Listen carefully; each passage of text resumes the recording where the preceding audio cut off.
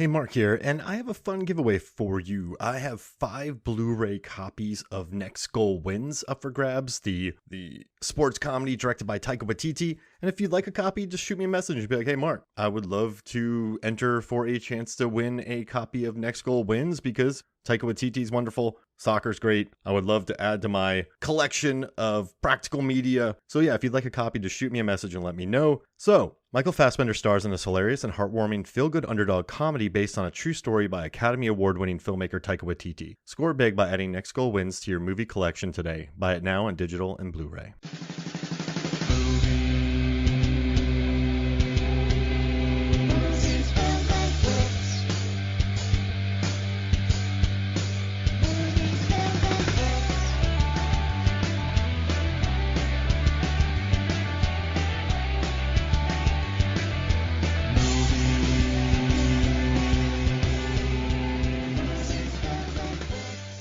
Hello and welcome to Movies, Films, and Flicks. I am Mark Hoffmeyer, and joining me is a man who, when he sees red, it probably means that he's in deep debt. It's Phil Briggs. That's Phil. Phil. How's it going? Mark.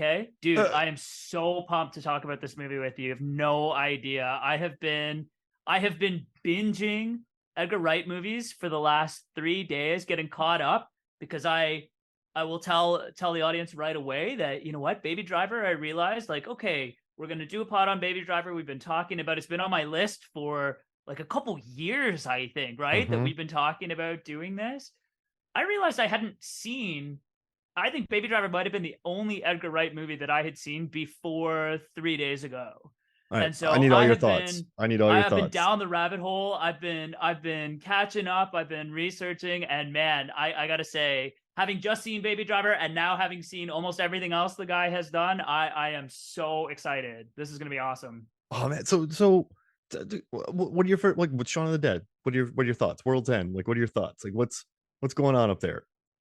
So it's interesting, right? Because you have the kind of like Simon Pegg and crew contingent of movies, and then I don't know whether it's with Baby Driver or elsewhere, like he kind of, you know, pivots away from that completely in Baby Driver, and in some ways it's like a totally different tone, different style of the movie. There's a lot of the Edgar Wright isms that you sort of see throughout all of the movies. Almost always there's someone jumping over or crashing through a fence.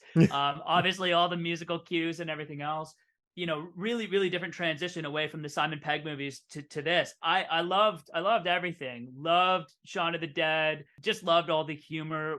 The World's End, which I know I listened to you all do the Scott Pilgrim episode a little while back, and everyone was talking about The World's End as being their favorite Edgar Wright movie. I felt like that was the answer that was given the most commonly when you polled the audience for their favorite movie. So that was the one that I watched first, and like just loved it. It killed me, man. So yeah, I'm maybe late to the party, but certainly a new fan, no doubt. Oh, that's awesome, dude. That's, I've been living with Wright for so long. Shaun of the Dead, Hot Fuzz, I probably watched more than any other movie ever. Just his soundtracks. And when World's End came out with Megan, I was like, we're gonna go do a bar crawl before World's End. We're gonna do 10 pubs. We're gonna do 10 beers. And I was like, okay, no. I was like, we'll do 8 beers. And then I went, you know what? Let's do 5. Let's do 5 bars before the movie. And then I went, you know what? Let's do 3. Let's do 3. And then I was like, no, let's not. I was like, I just have to go to the bathroom the whole time. So let's just go watch the movie and enjoy it. So I almost planned a major pub crawl. Then I went, no, thanks. But yeah, he's a guy that I've been with lived with for a long time. And the toughest thing about covering his movies on the podcast, you and I have covered like Collateral. We've covered some gnarly The Town. Like we've covered some gnarly movies. Fight Club. Oh, God. But the most stressful thing about an Edgar Wright movie is, I love my research. And this guy, and it's great, right? He loves his fans, but every single one of his movies, there's about 3 commentaries. There's about 2 hours of bonus features. There's a documentary, and this is awesome. He loves fans, and he's a cinephile, but I have to listen to him because I just don't like coming onto a podcast and being like, well, maybe like I think this and I think that. So when going into an Edgar Wright episode, I always feel like my head is swimming with information, almost too much information, because in this movie, dude, we could talk about the laundromat scene with all the primary colors in the dryers for an hour. Like, we could just talk about Jamie Foxx and how bat crazy he is. You know, how great Jon Hamm is, how awesome Eiza Gonzalez is, how great John Barenthal is, Kevin Spacey. Supporting I mean, cast, man, geez was Louise, just absolutely killer in this movie. stacked. But like I'm swimming with facts about this movie, and I'll probably use 10% of them. But I think when he puts the care into shooting 28 steady cam shots to get that awesome scene where he gets the coffee going, like when you see the dedication that it took for him to make this movie, I think it's you got to know what went into it. But I gotta say, this might sound a little crazy, Phil, but watching this again, I forgot how, like, Lily James, right? I think she's a really likable actor, but Deborah is not a character in this movie. She's so readily did you notice that, like, your second, third time around, that she just shows up, she's readily available, she's like and he's like, "Where are you going?" She's like, "Wherever you're going." And it's just like what she immediately falls for the dude and has no backstory, says everything he likes to hear. She's almost like a figment of his imagination, but that's That totally makes sense. In some ways, yeah, she's this angelic character. and she's lit like that. They said only the Yeah, blondes have angelic lighting in this movie. Bill Pope, the Matrix dude who shot the Matrix, shot this. But yeah, they said that. And listen, I think she's incredible. Lily James is awesome, but mhm. Mamma Mia too, everyone. But I don't know, man. That's my major flaw with this movie. I was like, wait, oh no, like she's not a character. But that's what the one thing from this movie that I noticed, because I think the first time you notice with the music, the moment, the like the chemistry, like the awesomeness, the Michael Myers mask, the no nose, the bats, the like, he puts the Asian and home invasion, like whatever. And then, but yeah, that's my one complaint about this movie is I went, this is, yeah, that, I guess that's the one. I don't know why I'm bringing up my first complaint first, but that's just the first thing I got out of watching this movie for a third, fourth, and fifth time. It is interesting because and I that was not my one complaint. I do also have one complaint, but I'll save it and maybe bring it up a little bit later. But related to what you're saying, just even looking through the IMDb's and just the characters in the movie in general. So Ansel Elgort, I don't am I saying that Yeah, properly? yeah, Like yeah. yeah, so Ansel Elgort and Lily James prior to seeing this movie had never really heard of them or seen anything that they had done, and even looking through their IMDb's, like haven't really done a ton after this. I guess Lily James was Pamela Anderson in the Pam and Tommy series. I did notice that prior to Baby Driver, she was in a movie called Pride and Prejudice And and zombies. Zombies. Yeah. That's Megan's and one of Megan's and my like guilty pleasures. We love that movie.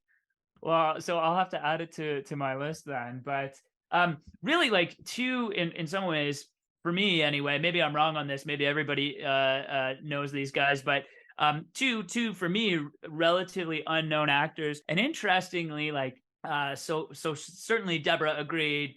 Maybe not a ton of depth to the character. She's really more this sort of idealized character that Baby is pursuing, and even Baby himself, he's got some great dance moves, some great lip syncing and that sort of thing. But the reality is the guy barely talks throughout the movie. And so it's interesting that your sort of your male and your female lead, your two lead characters are not the ones that are driving the story or the ones that you can't take your eyes off of. It's this supporting cast. It's Jon Hamm, it's Eiza Gonzalez, it's Jamie Foxx, it's Kevin Spacey, on and on and on. It's something really unique about this movie. Again, you go back to the Simon Pegg movies. It's Simon Pegg just being hilarious and crazy and out of control in all of these movies. Really different story here. I mean, obviously the Simon Pegg movies too have great supporting casts, great characters. All of his friends in each of the movies are hilarious. But I don't know, it's something different about this movie that you've got this just insane supporting cast that are just chewing the scenery. You can't take your eyes off of them in some of these scenes. And in some ways, the leads are deferring to some of that charisma of some of the supporting cast. Yeah, no, absolutely. And I think, listening to the commentaries, Edgar Wright wanted to make Baby sort of a quiet lead, kind of like a Walter Hill-esque character. Like, but whenever I'm fine with Ansel, right? I'm fine with Lily James, but this movie's not, for me, not about them at all. They're fine when they're on screen, the way that the laundromat has. Who's doing that laundry? Phil, is that how you do your laundry with all the blues and reds? I get it. It looks great, primary colors. But yeah, it's yeah, when John Barenthal's on the screen and when he does the when he points forward and they go backwards, And when they go he's like backwards. when he's in his face, like if you don't see me, I'm dead. Then you have Eiza and John Barenthal. Listen, like I feel like they like Baby. They're cool to Baby. They get Baby's back. Like Yeah. they're and like John Hamm's almost like a mentor. Like he's protecting him from bats.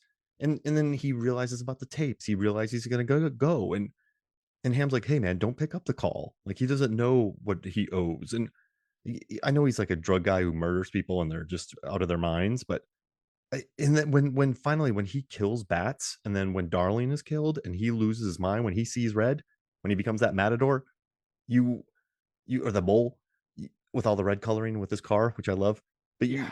you feel bad for him because he's the one who looked out for Baby. And then Jamie Foxx, man, he's awesome. He's like, I know you too. Like, you were probably like a business guy, got divorced. You probably met like a strip club, and then you have this. Like, he's like, I do drugs to fuel my robbery habit, and like you rob to fuel your drug habit, and it like he just owns this movie. Jamie Foxx owns this movie as Bats. And I have a question for you. You're a thief, right?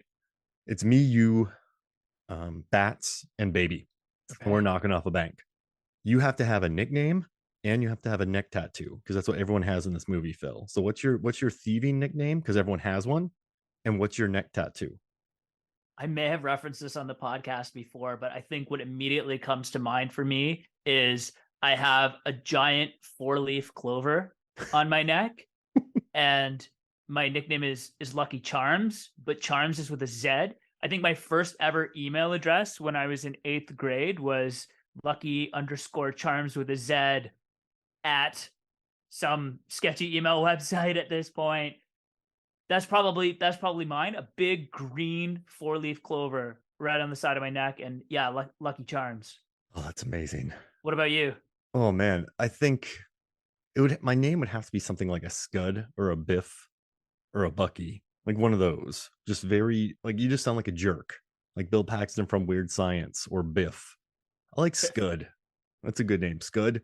And then I don't know why, but the first thing that came to my mind when I asked you that question was, that picture of Johnny Cash flicking off the camera, Yeah. that one, but like done terribly on my Like, neck, oh, like who Aaron is the Belcher's, UFC like fighter? There's a UFC Alan fighter, Belcher, Alan Alan Belcher, Belcher. yeah, yeah, For that those people bad. that are listening, you got to Google Alan Belcher Johnny Cash tattoo. This UFC fighter has a tattoo on it's on his bicep, I think, right? It's an arm tattoo.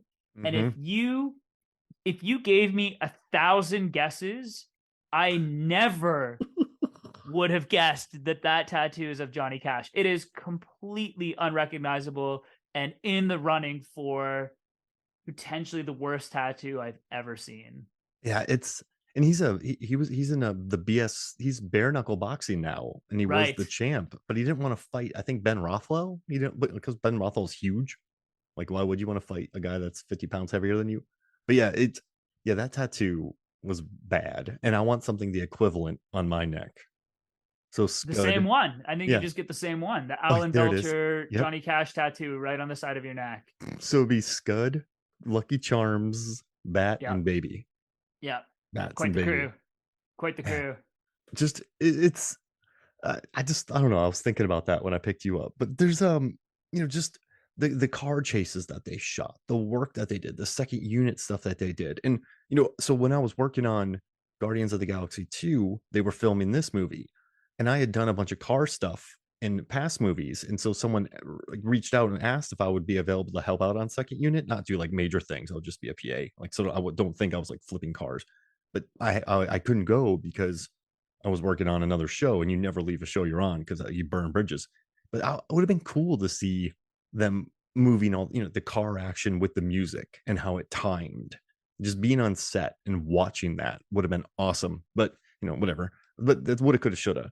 But just the amount of work that went into this, and I guess they kept John Barenthal there just for months, and he kept having to fly back, and then Edgar Wright apologized to him, and Barenthal was like, "If this crap was easy, any a hole would try it." Like he's Right. just, I don't know. He seems like a super cool guy, man. But like going back to the characters, like that's what it's about. Like Jamie Foxx, Mhm. Kevin Spacey, even his nephew lit Yeah, up the screen. the nephew was hilarious. That's based on a true story apparently, that I guess one of they consulted with a former bank robber released from prison or something along those lines that told a story about bringing, like, his young nephew to case a place to try to be less suspicious. It's actually based on a real story. Oh, I mean, it makes sense, right? Just send a kid in, send a precocious child in to scout out the cameras. But yeah, this is still a movie I love though, man. Like there's a reason this movie made what $250 million worldwide.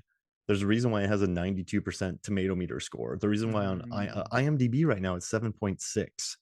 So mhm. it's a giant. And also look at the talent. Like they got Jon Hamm for a side role. They got Jamie Foxx. Like awesome. We love him in Collateral and in anything. So So, good. yeah, and then so you have him as Bats. You have Oscar winner Kevin Spacey. But before all the troubles, you had Ansel Elgort was coming off of a couple big roles in The Fault in Our Stars, and yeah, Divergent. and like Lily Yeah. James was off of Downton Abbey and Cinderella. So like Okay. you had like this hot, fresh, cool. Eiza Gonzalez was cool. Like, and also Robert Rodriguez actually rewrote her role in the season of From Dusk Till Dawn to make sure she got a part in a big Hollywood movie. And she said she cried her eyes out and she loves what her and Buddy had. So I kind of thought that was pretty cool. But yeah, that's what this movie's about to me. Like when Jamie Foxx was on screen and just his gum bits, his threatening bits, and the way he reacted to Baby having his earphones in when Kevin Spacey's going over the plan. Like that's when the movie's hitting on all cylinders. And I know it's a car movie, so I'm not trying to like, whatever. But I don't know. That's my favorite part of it, Phil. And I keep saying that over and over again. But No, I I agree, I agree, but I wanna add to what you're saying because for me, so yeah, the cast, obviously the supporting cast, unbelievable. To me though, what really jumped out and, like, what absolutely, like, blew my face off the first time I ever saw this movie was the style for one. Like, this is just such a stylish, cool movie, and then obviously in a big theme throughout all of his movies, but Edgar Wright's use of music yeah. in this film is unbelievable. And I actually thought that there was a cool note that I found somewhere, basically talking about how they actually synchronized the action sequences. You mentioned that a little bit earlier, just the idea of like synchronizing the car chases, the bullets firing, just synchronizing everything with the music. Everything is on beat. And so I actually, yeah, I found a note that I'll read. Hopefully this isn't boring, but it just says to create action sequences synchronized to music required extensive preparation. Edgar Wright selected what music he wanted prior to the script even being written so that the screenplay could match the timing of each song precisely. So, for instance, if a song was 2.5 minutes long, Wright would pen 2.5 pages of descriptive action. He then had a sound designer take the music tracks he selected and add the sound effects described in the script, such as tire screeches, gunshots, vocal clips, in rhythm with the song. These sound files were then given to storyboard artists who, under Wright's direction, created an animatic with visuals designed to reflect the events of the script in time with the sound. Then the animatic and sound files were provided to the film stunt coordinators and cinematographer with instruction of following them as closely as possible. And then finally, the film's editor used footage from the film's video assist to create a rough edit after each take to ensure that the timing was correct. So, and then it does say, even with this extensive preparation, things didn't always go perfectly. The scene where Baby rewinds the song was actually improvised on set when Wright couldn't figure out how to get everything to line up perfectly. But like you're saying, man, the amount of work, like the amount of pre-production that even goes into making sure that everything was synced up, incredible. And honestly, I'd never seen anything like that in a movie before. So it just blew my mind. It makes me so happy that you talk about that too, because that's one of Wright's things. Like, World's End, every individual shot of the beer, all the shots of them chugging, all the shots of them walking, all the cuts. Like, and also, Scott Pilgrim took about 100 days to film in Toronto in the winter, freezing cold weather. Last Night in Soho was just a giant slog. But I think so many people, so many big names sign up for not Simon Pegg, for Edgar Wright movies because he has those songs in mind. Then you said he hires someone for the sound effects, then he does the animatics, then they do extensive rehearsals. Like this is if this guy wasn't prepared, he wouldn't get the cast and crew that he has. He wouldn't get Bill Pope to shoot his movie. He wouldn't get the people he does.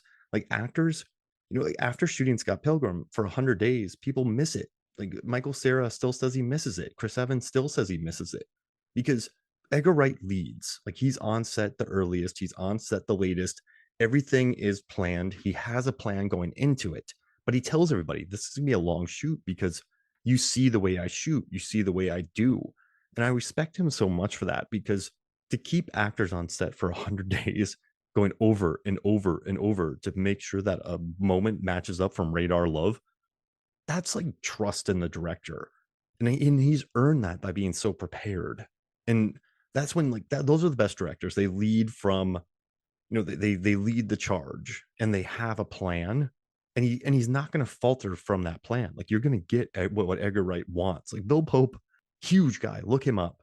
He just talks about how every shoot he's on with Edgar Wright just wears him into nothingness. So it's yeah, I love that you read that about him because he's one of the directors I think who can get away with all that work because he leads from like and also too like I learned something really cool about World's End and all of his other movies. There's all these extensive rehearsals where the actors can chime in. Sometimes there's improvs, like you said in Baby Driver, but like for the most part, they do all the rehearsals. And since his movies are timed so methodically, there's no time for improv when they're shooting. They have to get the shots, like 100 shots a day. Like I guess Bill Pope showed the shot list from Baby Driver to another set, and they're like, "Holy crap, that's 3 times what our shot list is." So there's no time for a lot of improv unless it's necessary. So like, but I like that in the beginning, there's rehearsals and like Jamie Foxx can be like, "Hey, I like this better. I like this better." When Edgar Wright was writing the script, he would text Jamie and be like, "What would you say? What would you say?" But then when that script is locked and rehearsals done, they use that script. Like on set, Jon Hamm was like, "You know what would work better?" He's like, "No, let's go, let's go, let's go, let's go." And I think that's what I would do if I was a director. Get all the input from the actors, rehearse with the actors, listen to the actors, rewrite the script, plan the script. But when we get on set, we're shooting. And that's like probably the coolest thing I've learned from him. And if I ever did direct a movie, I would adopt that 100% for, yeah. Yeah, it reminds me. I'm just thinking of like other writer director, either as an individual or a pair, separate people, writer directors that employ this kind of style, and it makes me think of like Aaron Sorkin and David Fincher on The Social Network, right? Similar type of dynamic where Aaron Sorkin, you watch or you listen to Aaron Sorkin's commentary on The Social Network, and that guy thinks about every pause in the dialogue. He thinks about every beat, every emphasis on specific syllables in words, and actually points out, even in The Social Network, a few of the lines where he's like, yeah, we did a lot of takes of this scene and we just couldn't quite get it to where I heard it in my head. And Fincher, like, notoriously had them do that scene in the bar in The Social Network hundreds of times over and over again. So yeah, I respect it. Like I respect the process, whether that would be the working environment as an actor. Ultimately, they're getting great performances out of these actors. They're making great movies. So maybe that's what it takes. I know we talked on our Collateral episode as well about Michael Mann just being a psycho and making the backstories and showing Tom Cruise pictures of the people that would have been, his parents, and like things that completely didn't, make it into the film at all. But just the amount of preparation, the amount of thought that goes into every second of what we see on the screen, totally respect it. Like it's just incredible, and I think Edgar Wright you would put into that category as well. Listen, like when you work with Michael Mann, when you work with Edgar Wright, when you work with David Fincher, you know what you're getting into. So you might do 100 takes. You might be waiting for 3 days to wait for a squealing tire in a parking garage to match up with a song. You know that you're just gonna like with you might have to go live with someone for a year before you make a Michael Mann movie. So it's like going to Antarctica and complaining that it's cold. But yeah, I think that's what I like about Edgar Wright though is he's just so open about that. Like, listen, if you make an Edgar Wright movie, this is gonna happen. But he's there and he's in charge and he knows what he wants. And the only reason it takes so long is because he's a perfectionist and his movies have a rhythm. So it's not see, okay, okay, I think I finally got to it. They take long because the movies have a rhythm and he knows exactly how they should cut. He's not a director on set. Like I think if they get it by the third take, he's like, "Oh, okay, cool, we got it." But if if he's just on going, I don't know, let's do another, I don't know, let's do another, like then people would lose their minds. But I think he just wants to get the shot that'll help him tell such like a sensory blasting experience. And I think that is easier for crews and actors when they're like, okay, we need to do this a long time, so this syncs up. And I think that's why so many people work with him. Like that's why what last night in Soho he got Anya Taylor Joy and I forget her name. She's so good. She's from Jojo Rabbit and she was in Old. I forget her name, but like another huge like blowing up. Like he gets the best actors because he's upfront about all the work it's going to take, and I dig that. And but I mean the end result's Baby Driver, the chase scenes, like the running, the like it all just works and it comes together. And I know I'm not that hot on Baby or Lily James, but I mean they're fine. But I think the movie it's the experience is what makes the movie for me.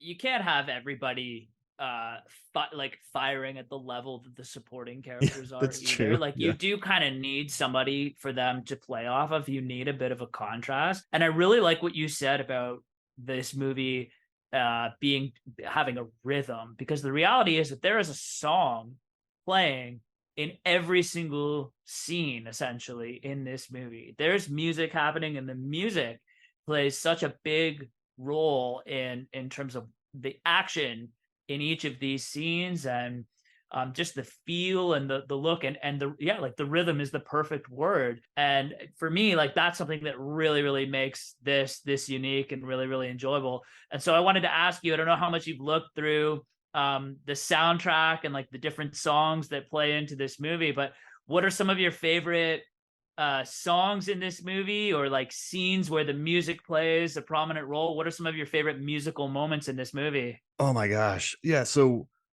oh my gosh, there's so many of them. I mean, obviously, when he's walking to Octane Coffee, Yep. just like because that's like a local. You know what's funny though? So I like the song that was on. What is it? It's the first song, Bell Bottoms, when he's in the car, right? That's just Huge yeah, opening song, man. That was the obviously the first one I wrote down, but the perfect song. He's drumming on the side of the car while he's waiting. He's in there singing and that sort of thing while they're in there robbing the bank. Yeah, that is that moment. I mean, perfect way to kick off the film. I mean, because it just hits you so hard, so fast, right? It's all of a sudden he's rocking out in his car, and you're like, "What is happening? Who is this kid? Like, why is he dancing to this? Why is that song?" I don't know. I really dig that scene a lot because I just think it. I don't know. I just think it hits hard and it hits fast too. Like I think he learned. Like I think Edgar Wright learns that he's got to like just hit hard quick, and he did. And then also I like Tequila a lot. Oh, That's like a great it's a great scene. I mean, it's a good gunfight song. Like, and when Jamie Foxx drops the line tequila right when the grenade explodes as they're leaving, like just so perfect, so badass for Bats. I don't Yeah, know. just so good. Which one do you like? Like, what are your favorite songs? I'm also a big fan of the Never Gonna Give You Up, Yeah. Barry White, Hmm. during the diner scene with Buddy and Deborah and the gun, and he takes the sip of the coffee and kind of does like a, like a bit of a Barry White groan when he when he's drinking his coffee. It's such a tense scene with this very I don't know, kind of like smooth, music playing in the background. I don't know. That one always cracks me up. And then the other big one that I would highlight is the Hocus Pocus by Focus, which is the song that's playing during the entire foot chase scene, because that scene is just chaos. And he starts running right on cue when the music kicks in. And it's just like, a 15-minute long essentially chase scene with that song just playing over and over again. It just adds to the chaos so perfectly of that scene. And also too, I mean, Radar Love. Like that's a great song. That just sort of like just that's a great rock song. It's a good driving song, and it's just a like, that hits. Like during the scenes at the end. I mean, there's just too. I don't know. There's so many of them, but it's yeah. I still haven't bought the soundtrack, Phil. I need to. I know. I need to go get a pretentious vinyl of it. Yeah. And I remember looking at the soundtrack listing and just going, "This is a lot. This is a lot to absorb." But that's I don't know. Like When you watch Shaun of the Dead, how much did you love it when Queen was used Oh, when they were the beating yeah. him? Like that's like I love, and like Scott Pilgrim, it's all great uses of music. Like Last Night in Soho has great music. So, oh And man, Edgar Wright's a big, like, he's also a big, outside of the films he makes, his big music video guy, right? And so in a lot of ways, it is, there's some of those elements of like just the coordination with the music, the, you know, even in this, like some of the dancing, some of the lip syncing, yeah, just so stylish, so much fun. One thing I was going to ask you as well, just related to the music, because it's a theme in the movie, and again, I've done a little research here that I didn't tell you about beforehand, but I'm going to spring on you live ooh, here. How many songs are you aware of that are about guys named Mark? okay. They're about guys named Mark. I won't type anything in. None. Well, I've got a list here for you that Oh, I thought I hey, would share with you. yeah, yeah, yeah. So this is a list by ranker.com that is, I don't know whether it's all about guys named Mark or just where the word Mark is featured prominently in the song, but some of these are by people you've heard of, and maybe some are not. I listened to all of these before the pod, so I'll let you know which one was my favorite as well. So the first one is called "Mark on the Bus" by the Beastie Boys, Ooh, which is kind of a weird song in all honesty. And the story behind that one is their producer, Mark Nishida, apparently was like borderline blackout drunk one night and went to the studio and was just recording all kinds of crazy stuff in his drunkenness. And that ended up being this song ended up being one of those things that came out of that. Mark on the Bus. I love it. The other one And you is listen to all these? I listened to, yeah, I've got 8 of them, and I listened to all of these in I want preparation. everyone to know that Phil was really worried about having enough research for this episode, and you brought plenty, man. My wife asked me, she's like, "So are you ready to go on and talk with Mark?" And I said, I don't know. Maybe this episode is going to be 20 minutes. I don't know if I've done enough research." And she stared at me and said, "Dude, you've been doing more research for this episode than I've ever seen you do before. Like I've just been, yeah, looking into everything. But like you said, there's such a rabbit hole that you can go down with this Edgar Wright stuff. So yeah, man, I like to come prepared. The second one is a Nine Inch Nails song called "The Mark Has Been Made," which was kind of cool. It was all right. There's another one called "A Question Mark" by Elliott Smith. Number four, Ooh, I this like was one of Elliott my, Smith. I'll have to listen to that. yeah, check that one out. Number four is one called "The Bell of Saint Mark" by Sheila E. This was one of my favorites. It's like a hilarious old school electronic pop song. It was incredible. So Oh, hopefully Sheila people, E. That's old Sheila school. E. Old school, man. It was great though. It made me smile when I listened to it. There's one called "Beauty Mark" by Charlotte Gainsbourg. This was like a really kind of like sad sounding, like whispery, folksy song. I don't know. Brett kind of brought the vibes down a little bit. And then two more. The Shins have a song called "40 Mark Strass," which was all right. Not bad, I not love the bad. Shins. Yeah, the Shins are cool. So I was excited to listen to it. It was pretty good. And then the last one. This one was my favorite one. It's called "Three Quarks for Muster Mark" by Tangerine Dream. Oh, This was like an amazing song of electronic epicness. So if people aren't going to listen to all of the songs that I listed, if you're going to check out one, "Three Quarks for Muster Mark" by Tangerine Dream, highly recommend, man. Lots of fun. you know what's crazy is two of my favorite movies, Sorcerer and Near Dark, they have scores by Tangerine Dream. And Megan even got me the Sorcerer soundtrack on vinyl because I love Tangerine Dream so much. So then they have a song with Mark. And then also a pretentious music moment. I was in Nashville and I went to Jack White's Third Man Records and I bought a pressing of the Shins live performance that they did there. So, they have songs with Mark in the title, and I like these artists. So, Do you know how many songs there were about guys named Phil? 48. Big zero. So I need like Trex or T-Rex or somebody to write the defining Phil song. It's there. It's open. When I was doing the research, there's just a lot about Phil Collins, which I'm down for some Phil Collins every once in a while. But yeah, I need someone to write a song that prominently features the name Phil. Like That'll be Phil my will song. be in my heart. Remember that Tar song? Yeah. Just boom, boom, boom, boom. We need it, Phil. I think you, man, just got yourself the job. It's okay. If you could pick one band to do the Phil theme song, what band would Metallica. you? Well, I would pick a band called Lucero. That's who I would pick. That's who I would do. Lucero. They're like alt country punk, and they're Okay. awesome. So I would pick them, and then you have Metallica. That's good. What would it? Would it be? Metallica, but with no Saint Anger snare. That'll be my one note. Is if the Phil song has Saint Anger snare, then I'm sending it back. It has a lot of snare. But you know what though?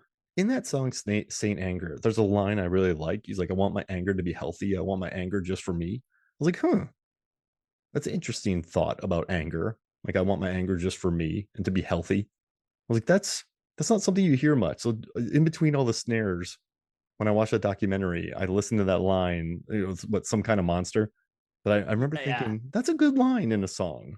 There's a couple bangers on Saint Anger. I'm just gonna Listen, say it, Phil. it's a great album. I'm actually half saying Saint Anger snare for our mutual friend Adam Hodgins, who every time we talk about Metallica brings up Saint Anger snare. But I'm with you that Saint Anger is actually a sneaky good album. I mean, it was they tried to mix it up, but I don't know. I dig it. And also, my favorite Metallica song is the cover of "Whiskey in a Jar." Oh, And so good. my buddy Mo Lightning, he's a radio DJ. He told me that that was when James Hetfield started doing like vocal lessons because he didn't just want to scream. And he hits notes in that song that I don't think I've ever heard hit before. Like, I think it's one of my favorite vocal performances of any song I've ever heard. I'm just gonna put that out there, Phil. Listen, if they're gonna write the Phil song, I will gladly accept it, and I'm sure I will love it. Metallica, great band. Now, is the name of it the Phil song? Oh, that's a good. No, no. I'll have to think about what the title should be and come back, or maybe we'll pull the audience if you want to throw out some suggestions on Twitter for what the defining Phil song by Metallica should be. So, my favorite Lucero song is called "My Tears Don't Matter Much," and Okay. so Megan actually had Ben Nichols, who the brother of Jeff Nichols, who's directed Bike Riders and Take Shelter, some of my favorite movies. He hand wrote the song out for me on a piece of paper. So Megan had him, it was a cost, but I have "My Tears Don't Matter Much" framed in my house, handwritten by him on a piece of paper. And then one of my favorite lyrics from a song ever that really helped me out a lot is from a song called "Damn It." And he's like, "A day late, a buck short." So I would want Lucero to write a song called "A Day Late, a Buck Short" Is about that me. is that Blink 182? Yeah. Yeah. Yeah. Blink. Yeah. So like that song, "Damn It." And so I'm not gonna get into it, but like it helped me out a lot in life. And that'd be cool. Lucero writing a song called "A Day Late, a Buck Short." That'd be like my song. It's one of my favorite Blink. That's one of my favorite Blink songs too. Damn it, so good. Dude, I started a 90s cover band just to sing that song in bars and at sorority parties. Yeah, yeah. Well, yeah, as we've talked about before, I'm a drummer, so I do live with a fear of spontaneously combusting at any time, like in Spinal Tap. Wait, But I'm choking on also a someone huge else's vomit? yeah, exactly. Yeah, exactly. I'm also a huge Travis Barker guy, so yeah, big Blink fan. We saw So them live, and man, that dude hits. He unreal. wails. He's unreal. So it got me thinking about music in movies, obviously, and how prominently the music plays into the scenes, into the story, into everything we've talked about so far. I guess I was thinking, like, who else beyond Edgar Wright, as far as directors, creators, uses music this prominently in their movies? Like, can you think off the top of your head of some other examples? For me, one that came to mind, like Scorsese, obviously, is all about like the big needle drops. What other examples come to mind for you of say directors that use music, maybe not this prominently, but are known for their musical choices in their films. I mean, for me, growing up, when I first started listening to Sofia Coppola, so she did Virgin Suicides and then she did Lost in Lost in Translation. Translation, Yeah, yeah, she had like yeah. My Bloody Valentine, like the front man from that making music, and just like Air did songs for their albums, and just the way she incorporates music that not only fit the mood, but the music fits the mood. It's the vibe that captures with the movie. I like that. Wes Anderson, I think, as soon as I watched Wes Anderson's movies, Grand Budapest Hotel, Royal Tenenbaums, I immediately went and bought their soundtracks. I think, oh man, who's the guy who made Drive? That's a killer soundtrack that he made. John Carpenter too. I mean, his scores. Nicholas what's his Yeah, name? Nicholas Wending. I can't Refn. Yeah, Nicholas Winding Refn. Refn. Drive. John Carpenter, I think, uses music really well. I mean, yeah, like Jim Jarmusch too, man. Jarmusch, he crushes it with music. I wish I could name more. Tarantino, like Stuck in the Middle with You. That's always in my Yeah, head. yeah. And also like think about the needle drops with like 2001: A Space Odyssey. The way that Kubrick could use music. I'm using all the stock great directors, and I know that seems very lazy, but we've been stuck with them our entire lives and hearing most about them our entire lives. So I think those are what really come to mind for me when I think. But that's just off the top of my head. I wasn't prepped for this, but I think Spike Jonze, when he did the Karen O soundtrack for Where the Wild Things Are, I thought I like that a lot. Yeah, Oh, yeah, that's a good list, man. I'm, That's a I'm good going list. Sofia It's Coppola because yeah. Lost in Translation, dude. I wish you would have met me, Phil, in '04 or '03 when I watched Lost in Translation. Just heard the way she used music in movies. Like immediately bought the soundtrack. I bought the poster. Like the scent. Like I think between that and Tokyo Drift is the reason why I got a job in Japan and then ended up going to South Korea. But like the way, I don't know, I had never felt music like that ever, ever before. So yeah, I'm gonna say it. Sofia Coppola. Cool. No, it's a good choice. The other question I wanted to ask you, and it's interesting that you brought up Drive and Nicholas Winding Refn. So we got two getaway car driver movies, both very stylish, both music driven. Which one do you think is better? Which one would you prefer between Drive and Baby Driver? Well, if I'm watching one, it's Baby Driver. But if I had to recreate the feeling I had after watching these two, it would have to be Drive. I mean, Yeah. like that Real Human Being song when they're just driving through. I don't quite know the where they were driving through, but the way that song hit, the elevator scene, the way it's edited, and the way that silence is used. I mean, just the way that heads explode and throats are slit, and the scorpion jacket with the fable, and yeah, that movie, that was my first Wendon Refn experience. Same here. Yeah, and yeah, man, I really think it's a visually awesome movie. And so The Bryan Cranston death, still I still think about that, and it like still freaks me out to this day, where that's he a just out of nowhere like gets his like wrist slashed by oh, a razor blade. It's just brutal. yeah, and it's not even normal wrist slashing. It's Nicholas Winding Refn wrist Yeah. slashing that just Yeah. hurts. And it's I went and bought that soundtrack immediately. There's a movie called The Guest that I love. I immediately bought that soundtrack. But yeah, I'm gonna say it. I'm gonna say Drive. Mhm. But I would watch Baby Driver 3 times. Like Drive is a heavy movie. I'm not just gonna put it on. So it's Baby Driver all day just to put on and watch. But yeah, the initial feeling I had is all Drive. Yeah. Yeah. What about you? I'm yeah, I think I'm with you on that. I think both, again, the feeling that you had after watching them, both were incredible, both were totally unique, and it's funny, right? Like both getaway car driver movies, but totally different in a lot of ways.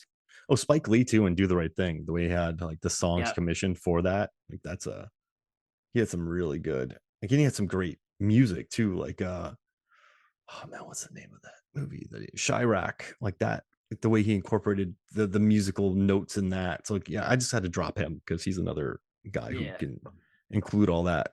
But no, you're asking some fire questions today, Phil. Oh, I appreciate that, man. Yeah, I've been thinking about this for a while. So any other like moments or anything? Oh, we got to talk about the Mike Myers mask. That's one Yeah. thing that I wanted to highlight as well. So the story behind those, I mean, just like such a hilarious such a hilarious scene. And what's funny is it's actually kind of based on what actually happened in the Yeah. film. So the Mike Myers masks were actually supposed to be the masks for the Halloween movie, but I guess the producers couldn't get them. They weren't able to like get the legal permissions that they needed to be able to use them. And so Edgar Wright thought it would be funny to reach out to the actual comedian Mike Myers and ask if they could use his face instead. And he thought the idea was hilarious and like was on board right away. Such a great moment, such a great scene too. That second robbery where things Oh, go man. go sideways on them a little bit. And the cowboy. I mean, Yeah, just the whole like just I said Michael Myers Halloween mask. He's like, this is a Michael Myers mask for yeah, Halloween. yeah. It's just it's a stupid mistake, but it's hilarious. And it's kind of like you turn lemons into lemonade in that instance. Yeah, that's hilarious. Oh, so how about this? Let's talk about our favorite moments from the robberies. So we have the initial robbery and the getaway drive where he does that Mhm. awesome alley drive through.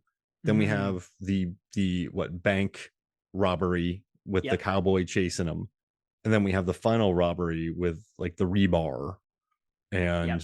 and the cool glasses. Like what are your three favorite moments from these three robberies? The first one, the scene that you mentioned, there's two moments where Bernthal points forward and the car drives backwards. Yeah, Cracks me up that's it. every single time. I also love the where he notices two similar red cars. They're not all exactly the same model, but two similar red cars going the other way. So he turns around, gets in between them, drives under the bridge, forces one car into the middle lane and switches.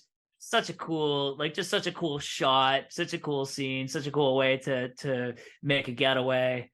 That was a big one for me for sure. That's What mine. about what about for That you, man? that's it. I wish I was more creative, but that's the beginning of the movie hits so hard and so fast and so good, and that visual is so inspired and it's so Edgar Wright that I can't. I don't even want to be original. Like I don't even want to pick something else. Like I'm going with you on that. That's my favorite moment by far.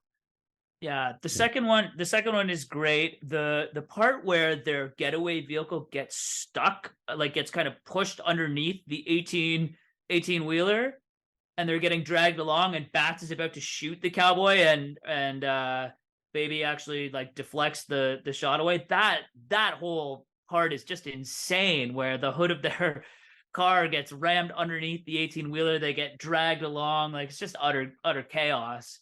Um, Yeah, I think that's that's the moment for that one that stands out for me. and when he gets the baby out of the car, I always like that Oh happening. yeah, yeah, yeah, yeah, Like that's because maybe I just have a baby in the back of my car and I think about that. So that scene, watching it yeah. again, hit me hard. It could be a dog, it could be anything, cat, whatever, animal, I don't know. But it's just that feeling, and then the way that they get the baby out, and yeah, I mean, I do like the scene where they drive around that kind of inclined edge, and Yep. they actually scouted for that and found it. It took forever for them to figure it out. But that's a cool visual and it's a good trailer moment. So I'm gonna go with that scene where they kind of drive around that wall. Yeah. That's Yeah, cool. that part was that part was really really cool. Yeah, I'm glad you shouted that out. I think for the third one, so the third one is obviously a pretty long scene where you've got the robbery. He shakes his head at the nice teller and tells her not to go in, basically. So that's like a really nice moment. All of those moments where Baby is, shows that he's like a pretty decent guy. He throws the purse back. He, tell yeah, he gets makes sure the baby gets out of the car and that sort of thing. I also love the part where after the long foot chase, so he's gone through the clothing stores, he's tried to get a disguise on, they've chased him back out into the parking lot. He grabs a screwdriver. He breaks into a car. He hot wires it. He goes to drive away. He immediately crashes into another truck in the parking lot, and it's Buddy and Darling driving the truck, also trying to get away. And Jon Hamm, I think, drops like he's like, "You got to be kidding me" or something, because they actually like crash into each other as they're both trying to make their getaways. I don't know. That part made my wife and I laugh out loud when we saw it last night. Yeah, for me, it's when he kills bats because I just feel so. Yeah. Listen, Buddy and Darling are not good people. They're murderers, but they get his back, and John Hamm's like, no, don't do this. Like, don't like, we got you. Like, don't do this. And then he does it, and then that leads to Darling dying, and then that leads to Buddy trying to kill Baby, and it's just a bummer. And then he becomes the bull. We haven't even talked Yeah. about like the parking lot and how he kills him, and how he's a matador, Well, and so yeah, yeah. so that's I want to get to that because I want to talk about the end because I do think again. So yeah, I mentioned earlier my sort of one complaint about the movie. Just real quickly on John Hamm too, because one other interesting thing that I found was that John Hamm, this role, Buddy, was actually written for him, intended for him, and he's actually the only actor in this film that was there at the first table read. So Wow. they actually wrote this with him in mind, and yeah, he basically, like, I think this is part of why this is just such a great role for him, is because they apparently, according to the trivia, they had him in mind right from the beginning. It's amazing, and I love that he has a Dodge Charger. Yeah, This you know what I'm worried about with these episodes is you and I just name things in the background, I know. if that makes sense. So, like Total. Well, I'll say it now because I wasn't gonna say it, but like, yeah, my dad used to drive a Chevy Avalanche, which is like the getaway vehicle for the second robbery at the beginning that goes up the side, like you were talking about. oh, man, and Um, just, the Harlem Shuffle too when he walks by and all the text is up on the walls and everything. yeah.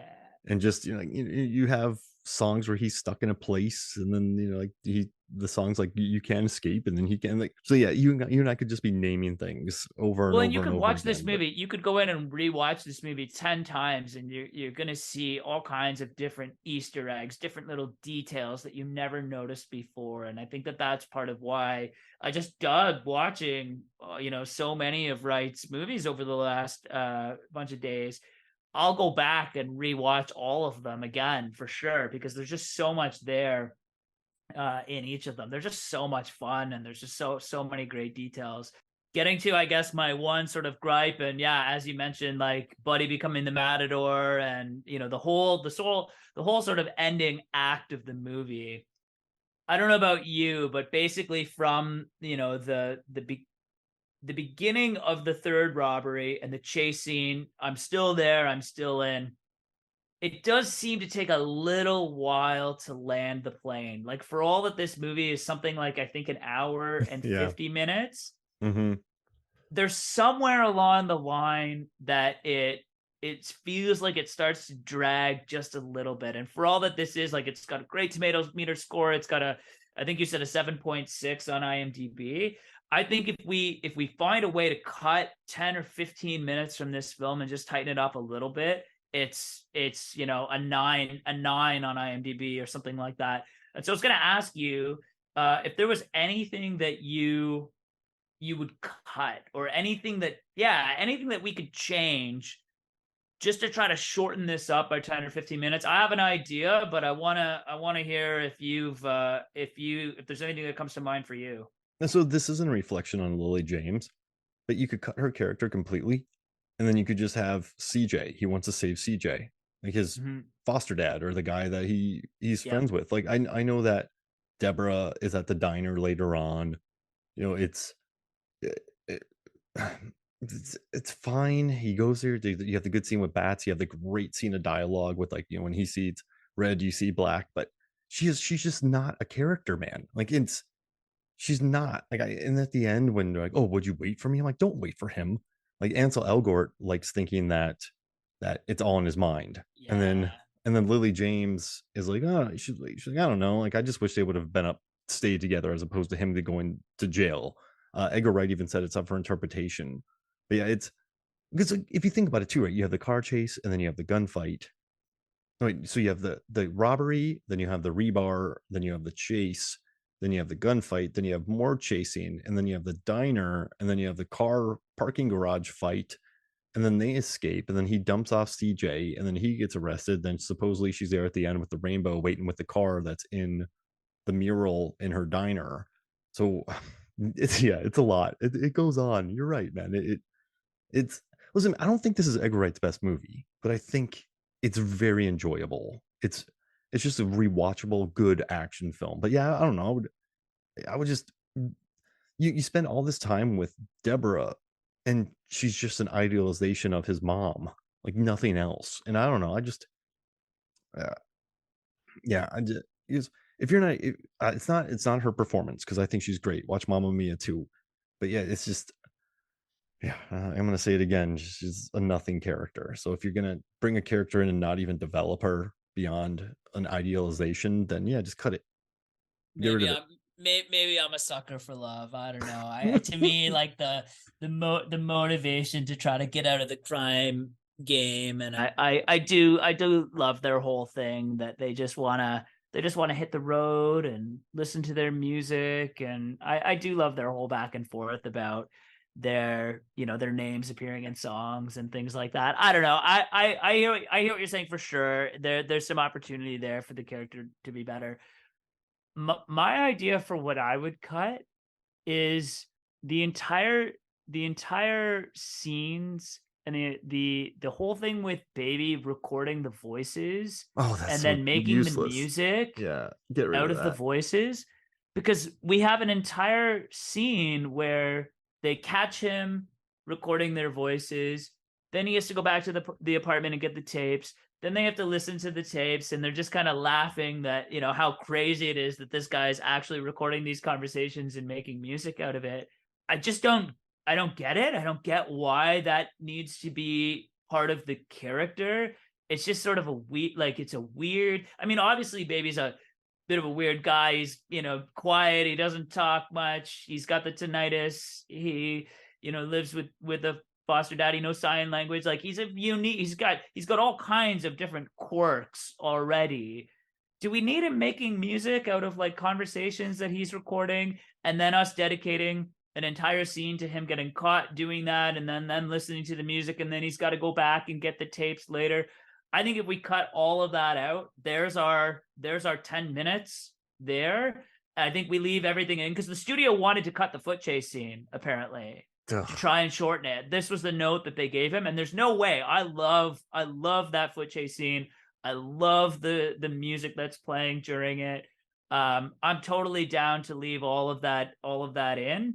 If we get rid of the recording the music stuff out of the voices, I think we're there in terms of cutting the fat for those 10 minutes. Okay, how about this? We'll get rid of those completely. Unnecessary. Because Phil, you're a robber and you're Lucky Charms, and I go over to your house one day and you have all the tapes of all the past conversations and you do stereo mixes. That's very naive.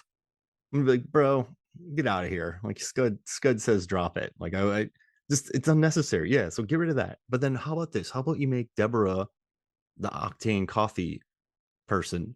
He sees her all the time. They have a flirtation. That sees it one day, uses it against him, and then something happens. Does that make sense? Like Mhm.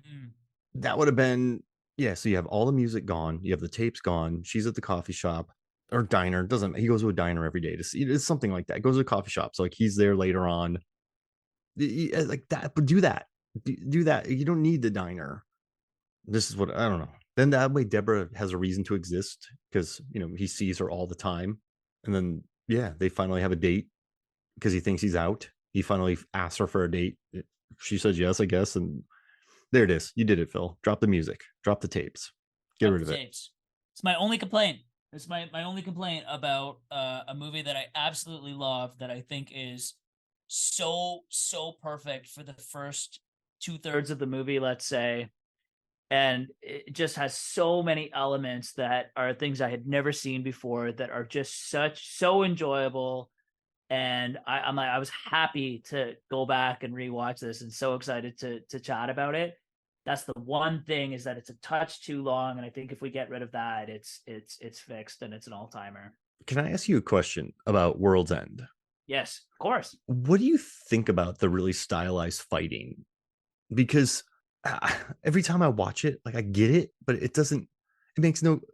Am I crazy for being like this? Doesn't make sense. Like I love Gary, the character. I love the Yeah, sadness within him. I like, that speech by Nick Frost about you try being the one rugby player to drink water when everyone else is drinking beers. Like there's a lot to like there.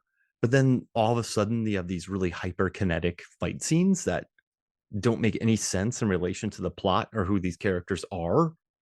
What do you think about those fight scenes? I'm totally fine with it. It's because it's Okay. just because at that point, I had no clue what that movie was about. I didn't know where we were going in. Okay, it's a guy who's trying to reunite his friends and go out for a night of drinking and hitting all of these different pubs. Okay, interesting, plot. I wonder where we're going with this.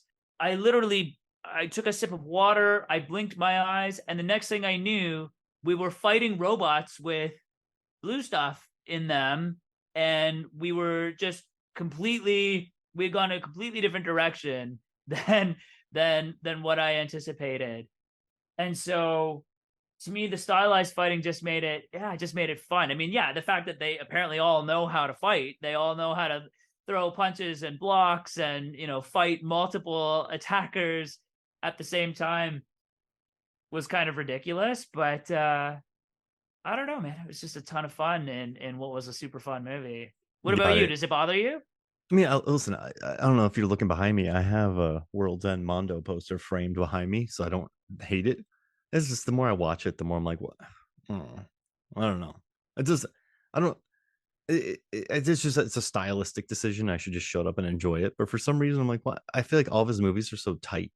And I'm not complaining about great fight scenes. I think there's a lot of great moments to enjoy there, but I guess I just like the character moments more so than the action.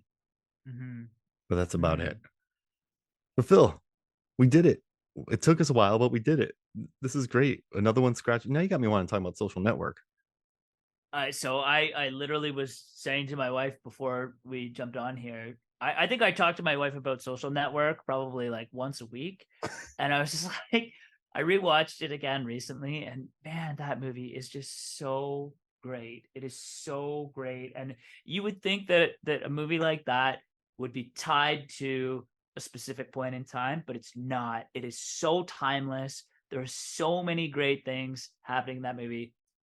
Maybe I just talked us into doing that as our next episode, but yeah, it is just phenomenal. Yeah, maybe you can excise some of your thoughts about it. Yeah, yeah. But and also too, I don't know if you're ever down. I know this is weird podcasting, but I want to do a pay-per-view card, MMA a pay-per-view card where we pick like 6 fights that would make for like the perfect pay-per-view card of movie fights. Since you and I love MMA so much and Never Back Down and all that stuff. So if you think about it, we can do a draft or something, but I just want to put that on your radar. Totally down. Totally down. Yeah. Oh, I love that you shouted out Never Back Down. The first ever episode that I came on here and did. That was the best. Yeah, it's Still so love that movie. because it's a great movie and no one talks about it, and we talked about it, and then a lot of people listened to it because like people went, no one talks about this. All the people out there searching for Never Back Down podcast episodes. We met that need, Yeah. and I'm so glad that we did. You're welcome. That's what MFF is here for. But yeah, Phil, this was awesome, man, and thank you so much for joining me. And I look forward to. We got to find the list that you have. It's probably buried somewhere, but we'll re-dig up the list and we'll continue working our way through it because you got some bangers on that one. It's gonna be good. Awesome, dude. Yeah, I'm looking forward to it. I'll scroll back through all of our texts about MMA fights and boxing and Tyson Fury and Francis Ngannou and bring that to the top. But yeah, thanks, man, for having me on. Always a blast. Really appreciate it. This is good. All right. So for me, Scud, and for Lucky Charms, this is Movie Sons of Flicks. We'll see you next week. Charms with a Z.